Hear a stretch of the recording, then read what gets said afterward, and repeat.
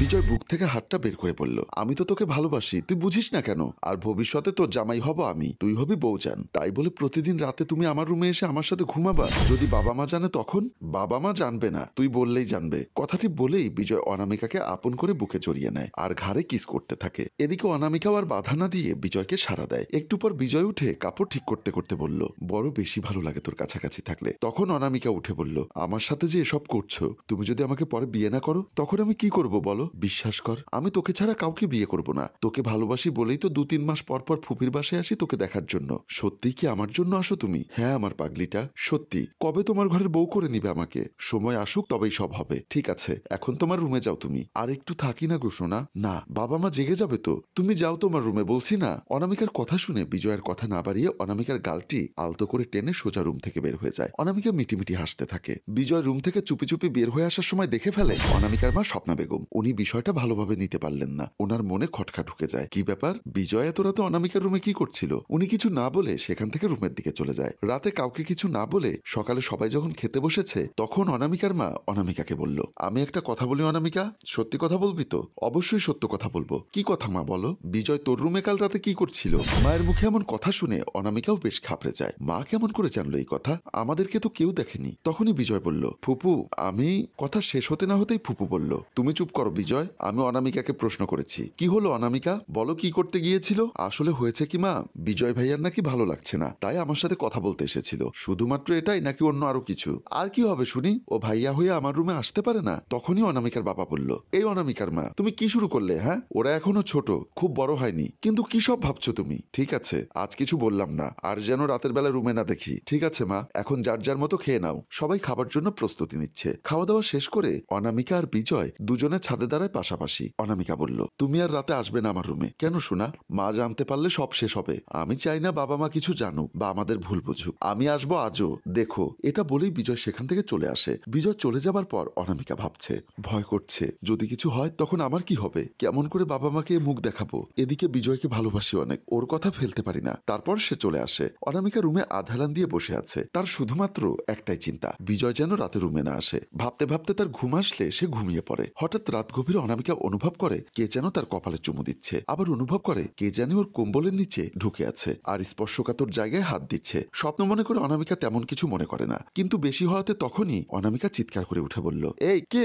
তখনই বিজয় উঠে অনামিকার মুখটি চেপে ধরে বলল, আমি বিজয়, তুমি চিৎকার করো না প্লিজ, সবাই জেগে যাবে। কথাটি শেষ না হতেই সবাই অনামিকার দরজায় এসে হাজির হয়। অনামিকার বাবা বলল, অনামিকা কি হয়েছে তোর? তুই এত রাতে এভাবে চিৎকার করছিস কেন? দরজা খোল তাড়াতাড়ি। অনামিকা কি বলবে ভেবে না পেয়ে সে আমতা আমতা করে বলল, বাবা স্বপ্ন দেখেছি, তাই এত চিৎকার করেছি, হঠাৎ ভয় পেয়ে গেছি। মা বলল, তাই বলে এত জোরে চিৎকার? কিচ্ছু হবে না, তুই এখন ঘুমো, আর পারলে ওয়াশরুম থেকে ফ্রেশ হয়ে দোয়া পরে ঘুমিয়ে যা মা। এই অনামিকার বাবা, চলো তো বিজয়ের রুমে। ওর রুমে কি করবে? আরে এসো না, দেখি আসলে কি হয়েছে। আচ্ছা ঠিক আছে চলো। তারপর দুজনে বিজয়ের রুমের দিকে চলে যায়। বিজয়ের রুমে এসে দেখে বিছানা খালি। তারা দুজন দুজনার চেহারার দিকে তাকায়, একটু অবাক হয়। তারপর তারা ওয়াশরুমের দিকে যায়, সেখানেও নেই। বেলকনির দরজায় উকি দেয়, কিন্তু কোথাও বিজয় নেই। অনামিকার মায়ের আর বুঝতে বাকি রইল না। তারা রুম থেকে বের হয়ে যায় দ্রুত। অনামিকার দরজার সামনে এসে বলল, অনামিকা, এ অনামিকা, দরজা খোল বলছি। রাগে অনামিকার মা জোরে জোরে দরজা ধাক্কা দিচ্ছে। বাবা বলল, অনামিকা মা, একটু দরজা খোলো তো মা। অনামিকা আর বিজয় ভয়ে কাচুমাচু হয়ে আছে। অনামিকা কাঁপতে কাঁপতে বলল, আমি ঠিক আছি মা, তোমরা ঘুমিয়ে পড়ো, আমার ভীষণ ঘুম পাচ্ছে। মা রেগে গিয়ে বলল, আমি তোকে দরজা খুলতে বলেছি, খোল, এত কথা কেন বলছিস? তাড়াতাড়ি খুলতে বলছি না তোকে? অনামিকা তখন কোনো উপায় না পেয়ে দরজা খুলে দিতে চলে আসে। দরজা খুলে দিতেই দুজনেই ঠেলে ভেতরে ঢোকে। ভেতরে সব জায়গায় খোঁজে, ওয়াশরুমে, বেলকনিতে, খাটের নিচে, একটা কোণেও বাদ নেই। সব জায়গায় খুঁজে কিছুই পেল না। কি খুঁজছো মা? কিছু না, আচ্ছা ঘুমা তুই এখন, আমরা গেলাম। এটা বলেই বাবা মা রুম থেকে চলে যাচ্ছিল। তখনই আবার কি মনে করে যেন আবারও পেছনে ফিরে এসে দেখে যে বিছানা ভেজা হয়ে আছে, হালকা হালকা লাল, পিরিয়ড হলে যেমন হয় সেই রকম। মা ভাবছে, কিন্তু অনামিকার তো আজ প্রায় 10 দিন আগে পিরিয়ড হয়েছে, তোর বিছানায় রক্ত আসলো কোথা থেকে বল? এই সবও বলতে হবে? তুমি বোঝো না আমার কি হয়েছে? একদম নাটক করবি না, যা বলছি সত্যি সত্যি উত্তর দে। আমি কি তবে মিথ্যা বলছি তোমাকে? অনামিকার মা তখনই দেখে বেলকনির জানালায় একটি ওড়না বাঁধা। তখনই আর কোনো কথা না বলেই ঠাস করে একটি থাপ্পড় দিয়ে অনামিকাকে বলল, এইসব কি? হ্যাঁ, তোকে বিশ্বাস করেছিলাম, তার প্রতিদান তুই এই দিলি? ভাবতেই ঘৃণা হচ্ছে আমার, তুই আমার মেয়ে। বাবা বলল, ছি ছি অনামিকা, তুই খারাপ কখন থেকে হলি? মা, বাবা বিশ্বাস করো, আমি বিজয়কে খুব ভালোবাসি, তাই বলে তুই নিজেকে বিলিয়ে দিবি? বিজয় যা যা চেয়েছে আমি সব দিয়েছি, কারণ ওকে খুব ভালোবাসি, ওকে ছাড়া আমি বাঁচবো না, আমি বিজয়কে বিয়ে করতে চাই। মা বলল, চুপ কর, আর একটিবারও বিজয়ের নাম মুখে নিবি না, যদি নিস আমার থেকে খারাপ কেউ হবে না। এই সব কিছু শুনে অনামিকার বাবা স্তব্ধ হয়ে গিয়েছে। মা বলল, দাঁড়া, আমি বিজয়ের কাছে যাচ্ছি বলে মা বাবা দুজনেই বের হয়ে যায়। বিজয়ের রুমের দরজার সামনে এসে দরজায় বাড়ি দিতে দিতে বলল, বিজয় দরজা খোলো। বিজয় দরজা খুলে দিয়ে বলল, কি হয়েছে ফুপি, তুমি অনামিকার সাথে এমনটা করতে পারলে? যদি তোমার নিজের বোন হতো তখন? আমি ভাবতে পারছি না তুমি আমার মেয়েটার জীবন এভাবে নষ্ট করে দিবে। এই কথাগুলো বলেই কান্না শুরু করে দেয় অনামিকার মা। বাবা বলল, আমি সবসময় তোমাকে সাপোর্ট করতাম, আর তুমি? আসলে আমি অনামিকাকে বিয়ে করতে চাই ফুপি। কথাটি শেষ হতে না হতেই মা বিজয়কে থাপ্পড় লাগিয়ে দেয়। এত বড় সর্বনাশ করেও তৃপ্তি মেটেনি, আবার বিয়ে করতে চাস? তুই কি করিস? হ্যাঁ, আমার মেয়েকে বিয়ে করে খাওয়াবি কি? তোর বড় ভাইকে ডাক দে আজকেই। আমাকে মাফ করে দিন না আন্টি, আমি খুব ভালোবাসি অনামিকাকে, ওকে ছাড়া আমি বাঁচবো না। চুপ কর, আমার মেয়ের নাম মুখে নিবি না বলে দিলাম। বলে তারা চলে আসে। বিজয়ের বড় ভাই সাব্বির ও অনামিকার বাবা মা, বিজয় ও অনামিকা সবাই সোফায় বসা। সাব্বির বলল, তো এখন কি করবেন ভাবছেন ফুপি? ফুপি বলল, তোমার ছোট ভাই যে কাণ্ড ঘটিয়েছে তা যদি বাহিরের মানুষ শোনে তাহলে বড় কেলেঙ্কারি হয়ে যাবে। বাবা বলল, তুমি যেহেতু বিজয়ের বড় ভাই তাই তুমি বলো আমরা কি সিদ্ধান্ত নেব। আমার সিদ্ধান্ত হচ্ছে বিজয়কে দেশের বাহিরে পাঠিয়ে দিলে সব ঠিক হয়ে যাবে। বিজয় বলল, না ভাইয়া, আমি অনামিকাকে ছেড়ে বাহিরে যাব না। অনামিকা বলল, আমি বিজয়কে ছাড়া থাকতে পারবো না। বাবা বলল, আচ্ছা ঠিক আছে, তোমরা যেহেতু একে অপরকে ভালোবাসো, কিন্তু বিজয় এখনো সেটেল নয়, তাই বিজয়কে দেশের বাহিরে গিয়ে সেটেল হতে হবে। এতদিনে আমার মেয়েও পড়ালেখা শেষ করতে পারবে, তারপর 5 বছর পর তোমাদের বিয়ে। সাব্বির বলল, ঠিক আছে ফুপা ফুপি, আমি তাহলে আজকে বিজয়কে নিয়ে যাচ্ছি। ওকে ঠিক আছে বলে সাব্বির বিজয়কে নিয়ে বের হয়ে যায়। অনামিকা মায়ের চেহারার দিকে তাকিয়ে আছে। বাবা মেয়েকে জড়িয়ে ধরে সান্ত্বনা দিচ্ছে। মা অনামিকাকে বলল, শোন, এই 5 বছরে তুই বিজয়ের সাথে কথা বলতে পারবি না, ভালো করে পড়াশোনায় মন দিবি। বাবা বলল, হ্যাঁ, দ্বিতীয়বার যেন না শুনি এসব। শোন বিজয়, তুই আর অনামিকা সবসময় দেখা করবি না, আগে নিজের পায়ে দাঁড়া। আমি সামনের মাসেই তোকে বিদেশে পাঠিয়ে দিব, আসলেই তোদের বিয়ে আমি নিজ হাতে দিব। ঠিক আছে ভাইয়া, আমি বুঝতে পেরেছি। বিজয় বেলকনিতে মন খারাপ করে দাঁড়িয়ে আছে। এখন যার যার বাসায় একা ওরা। বিজয় এইসব চিন্তা করতে করতে অনামিকা ফোন দেয়। ফোনটি রিসিভ করতেই বিজয় বলল, অনামিকা কেমন আছো? ভালো না, তুমি? আমিও ভালো না রে জান, বুঝতে পারছি না কেমন করে থাকবো তোকে ছাড়া। আমারও ওই অবস্থা। তুমি আমাকে ভুলে যাবে না তো আবার? পাগল হয়েছো? কি বলছো এসব তুমি? আমি তোমাকে খুব ভালোবাসি। দেখবে দেখতে দেখতে 5টি বছর কেটে গিয়েছে। হ্যাঁ, তাই যেন হয়। ওই তোমাকে আদর করতে মন চাইছে। না, এখন আর হবে না, একেবারে বিয়ের পর সবকিছু হবে। ওই এসো না, আমি দুবাই যাবার আগে দেখা করি। সোনা প্লিজ। ওই একদম না, মা জানতে পারলে অনেক কিছু হয়ে যাবে। ঠিক আছে, বাই, রাখছি। ওই রাগ করলে তুমি জান? আমি রাগ করলে কার কি শুনি? বোঝো না কেন? এমন মেলামেশায় যদি বাচ্চা আটকে যায় তখন কি হবে? এমনি এখন অনেক ওষুধ খাচ্ছি। ও ভালো, ঠিক আছে। অনামিকা এবার বুঝে যায় যতই বিজয়কে বুঝায় না কেন সে বুঝতেই চাইবে না। আচ্ছা বলো, কোথায় দেখা করবে? কোথায় আসতে হবে আমাকে? সত্যি আসবে জান? হ্যাঁ আসবো। বলো। ঠিক আছে, আমি তোমাকে একটু পর মেসেজে বলে দিব। আচ্ছা, এখন ভাত খাবো। বাই সোনা।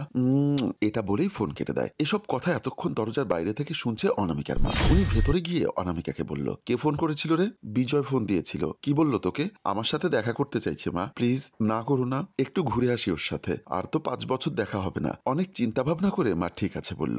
ধন্যবাদ মা। মা তখন চলে যায়। তারা দুজনে একটা জায়গায় দেখা করে। দুজনেই বসে আছে হাতে হাত রেখে। কেমন আছো তুমি বিজয়? আমি ভালো আছি, তুমি কেমন আছো? ভালোই আছি আমিও। এখানেই বসে থাকবে নাকি অন্য কোথাও যাবে? এখানেই বসি। তোমাকে খুব সুন্দর লাগছে, মনে হচ্ছে নতুন করে প্রেমে পড়েছি। তাই বুঝি শোনা আমার? হ্যাঁ বউ আমার। ওই জানো, আমার না তোমার ঠোঁট দুটি খেতে খুব ইচ্ছা করছে। হ্যাঁ, সবকিছুই তোমার, তুমিই তো খাবে পাগল। তাই বুঝি গো? হ্যাঁ চলো এখন উঠি। একটু আগেই তো আসলাম, এক্ষুনি উঠবো। আমি তোমাকে বলেছি না আজ তোমার সাথে থাকবো আমি? হ্যাঁ বলেছো, তাই বলে এক্ষুনি? হ্যাঁ এক্ষুনি। অনামিকাকে তুলে দুজনে চলে আসে। তারা দুজনে একটা রুমে গিয়ে বসে। অনামিকা বলল, এখানে নিয়ে আসলে কেন? ওই কেন নিয়ে এসেছি বোঝো না তুমি? তাই বলে এখানে?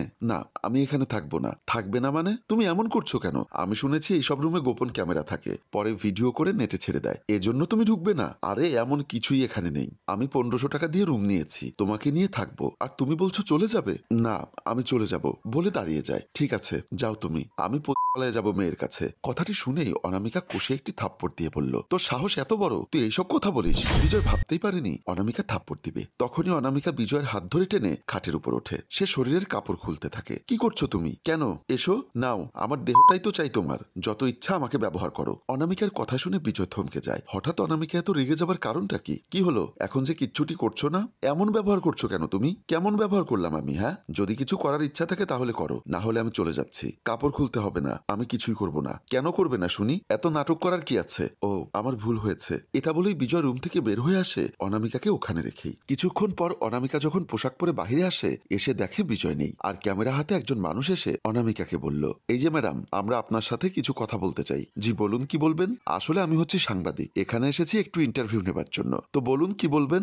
আমরা খবর পেয়েছি এখানে এখানে ব্যবসা হয়, প্রতিটি রুমেই নাকি এমন খারাপ কাজ চলে। তো আপনি এসব খারাপ কাজে আসার কারণটা কি একটু জানতে পারি দয়া করে? সাংবাদিকের এমন কথা শুনে অনামিকা তো আকাশ থেকে মনে হচ্ছে মাটিতে পড়েছে। কি বলছেন আপনি এসব? মাথা ঠিক আছে আপনার? হ্যাঁ, আমরা ঠিক আছি। বলুন আপনি কেন এই খারাপ কাজের সাথে জড়িত হলেন? আমি এসব কাজ করি না, আর আমি এখানে ঘুরতে এসেছিলাম, এখন চলে যাচ্ছি। এসব মিথ্যা কথা বন্ধ করুন আর বলুন কেন এসেছেন। আমরা আপনাকে সাহায্য করতে চাই, এখানে সবকিছু লাইভ হচ্ছে, পুরা দেশ আপনাকে দেখছে। বলুন কেন এসেছেন? অনামিকা এবার রেগে গিয়ে বলল, আপনাকে বলছি না আমি ঘুরতে এসেছি?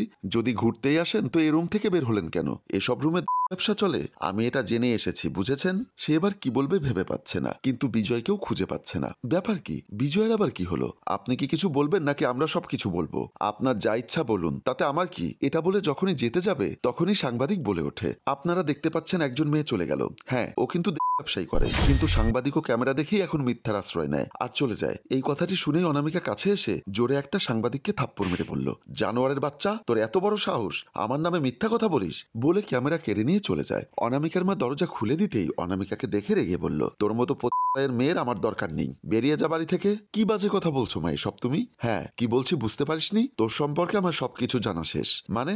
এই মানে করবি না, আমরা নিউজে সবকিছুই দেখেছি। মা, ওনারা মিথ্যা বলেছে। একদম চুপ থাক, কোনো কথা শুনতে চাই না। তোর বাবার মান সম্মান সবকিছু ধুলোয় মিশিয়ে দিলি। কেমন করে এখন এই সমাজে মুখ দেখাবো? মানুষ থুথু দেবে আমাদের মুখে। এই, তুই এমন জঘন্য কাজ করতে পারলি? মা, বিশ্বাস করো আমি এসব করিনি। আমরা সরাসরি দেখলাম তুই রুম থেকে বের হয়ে আসলি পোশাক ঠিক করতে করতে। মা, আমাকে ওখানে বিজয় নিয়ে গিয়েছিল। আবার মিথ্যা কথা বলিস? তোকে যদি বিজয় নিয়ে যায় তো বিজয় কই ওখানে? বিজয় একটু আগে বাইরে এসেছে। তুই তো বলেছিলি ঘুরতে যাবি, কিন্তু তুই এইরকম নোংরা জায়গায় গিয়েছিলি কেন? আমি বিজয়কে ফোন দিচ্ছি, তুমি কথা বলে দেখো। অনামিকা ফোন বের করে ফোন দিয়ে দেখে ফোন বন্ধ। কি হলো? দে কথা বলি। মা, ওর ফোন বন্ধ, অনেক ট্রাই করলাম। তখনই অনামিকার বাবা এসে বলল, শুধুমাত্র তোর জন্য আজ সবাই আমার মুখে থুথু দিচ্ছে। বাজার থেকে আসলাম, সবাই এমন বাজে কথা বলছিল, ভাবতেই লজ্জা লাগছে। আমার সত্যি কোনো দোষ নেই বাবা, আমাকে বিজয় রুমে নিয়ে গিয়েছিল, কিন্তু তোকে রুমেই বা বিজয় নিয়ে যাবে কেন? এরপরে অনামিকা সবকিছু বলতে থাকে ইশারায়। বাবা মা সব কথা শোনে এবং ওনারা শোনার পরে বাবা বলল, চল এক্ষুনি বিজয়ের বাসায় চল। এটা বলে অনামিকার বাবা হাত ধরে টানতে টানতে নিয়ে যায়। ড্রয়িং রুমে এসে অনামিকার বাবা বিজয় বিজয় বলে ডাক দেয়। বিজয় তড়িঘড়ি করে এসে বলল, জি ফুপা, বলুন কি হয়েছে? কি হয়েছে জানো না তুমি? হ্যাঁ, সত্যি জানি না। আর অনামিকা, তুমি কাঁদছো কেন? তুমি অনামিকাকে কোথায় নিয়ে গিয়েছিলে? কোথায় আবার নিয়ে যাবো শুনি?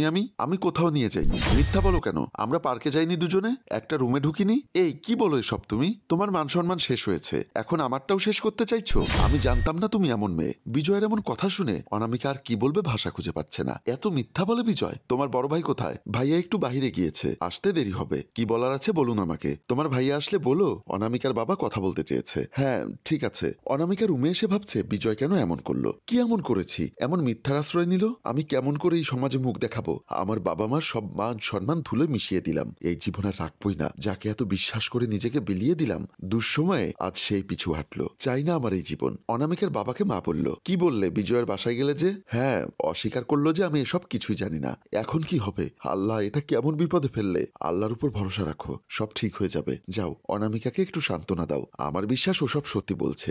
বিজয় ভয় সবকিছু মিথ্যা বলছে। হ্যাঁ ঠিক বলেছ, আমার মেয়েটা এমন হতে পারে না। অনামিকার মা চলে যায়। অনামিকার মা রুমের সামনে এসে দেখে যে দরজার ভেতর থেকে লক করা, তাই অনামিকাকে ডাক দেয়, অনামিকা, অনামিকা, কিন্তু কেউই সাড়া দিচ্ছে না। তখনই অনামিকার বাবা এসে দেখে দরজা খুলছে না, ধাক্কা দিয়ে যাচ্ছে। আর ওদিকে অনামিকা চেয়ার খাটের উপর তুলে চেয়ারের উপরে উঠে গলা থেকে ওন্না নিয়ে ফ্যানের সাথে, আর এদিকে অনামিকার বাবা মা একের পর এক দরজায় পাড়ি দিয়ে যাচ্ছে। ওনাদের মনের ভেতর ভয় ঢুকে যায়। মাথা নষ্ট টুইস্ট আর টান টান উত্তেজনা দেখিয়ে আমাদের গল্প এখানেই শেষ হয়। সম্মানিত ভিউয়ার্স, কি হবে আর কি হতে চলেছে তা দেখতে চোখ রাখুন আমাদের এই পেজে। আমরা আপনাদের সুবিধার্থে এই গল্পের প্রথম পর্বের লিংক কমেন্ট বক্সে দিয়েছি। গল্পের তৃতীয় পর্ব দেখতে চাইলে কমেন্ট করুন। গল্পটির ভাবনায় হাশেম রাজু, পরিচালনায় রেজাউল কবির চৌধুরী ও প্রযোজনায় FA নয়ন চৌধুরী। গল্পটি ভালো লাগলে লাইক, কমেন্ট ও শেয়ার করুন। ধন্যবাদ।